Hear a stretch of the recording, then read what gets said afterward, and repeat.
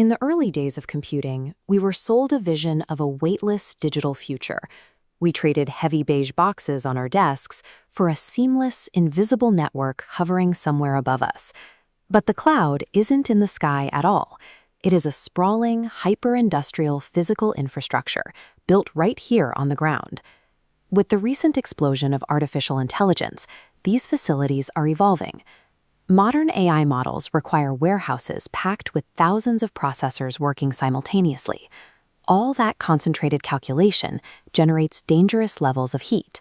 Standard air conditioning cannot keep up with this thermal output.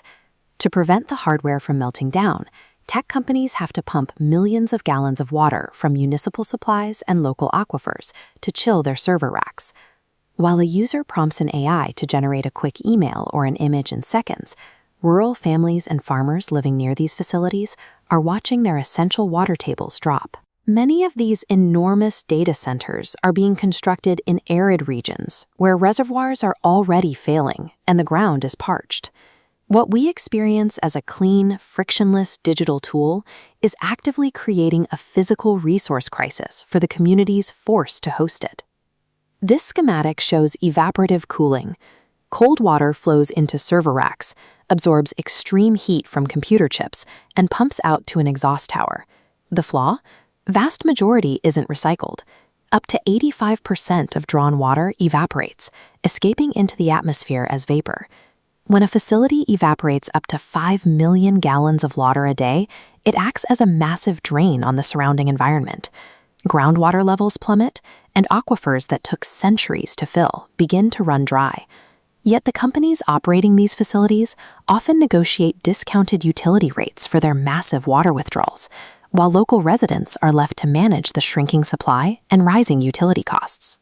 As the water table sinks, domestic wells dry up. Some rural homeowners are now being forced to spend upwards of $30,000 to drill deeper into the earth just to access basic drinking water. Through evaporative cooling, data centers effectively privatize a community's public water supply, use it once, and vaporize it. Research from Harvard reveals that this localized evaporation is actually the smaller part of the problem. This chart illustrates the twofold footprint of AI data centers. Direct local cooling accounts for only 25% of water consumption. The remaining 75% is hidden in the regional grid, the vast quantity of water consumed by power plants generating electricity for the servers. To meet AI's massive demand for power, utilities are delaying the retirement of obsolete, highly water-intensive coal and fracked gas plants. We are burning fossil fuels and boiling water at older, dirtier facilities just to keep the servers online. A separate study led by systems engineer Feng-Chi Yu at Cornell University modeled the trajectory of this physical footprint over the next few years. By 2030, U.S. data centers could consume as much water annually as 10 million Americans. In that same year, the electricity demanded by these centers could emit as much carbon dioxide as adding 10 million gasoline-powered cars to the road. A single prompt entered into an AI model drains the local aquifer at the data center and simultaneously forces power plants hundreds of miles away to burn more fossil fuels, which drives a systemic regional crisis. This resource drain is not an inevitability.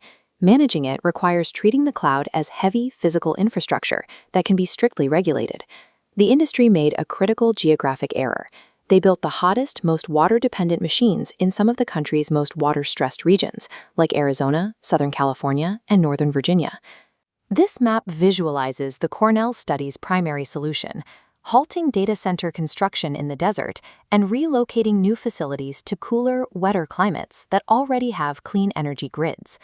By placing data centers in cold, snowy landscapes like Montana or the Dakotas, operators can use naturally chilled outside air to cool servers, rather than evaporating precious groundwater.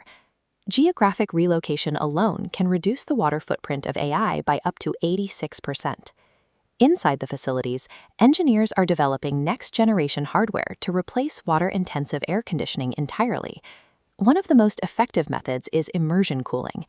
Instead of evaporating municipal water, immersion cooling systems keep computer chips fully submerged in a specialized, non-conductive synthetic fluid. The fluid absorbs the heat directly, bypassing the need for water evaporation entirely. The convenience of a paperless society comes with a massive physical cost.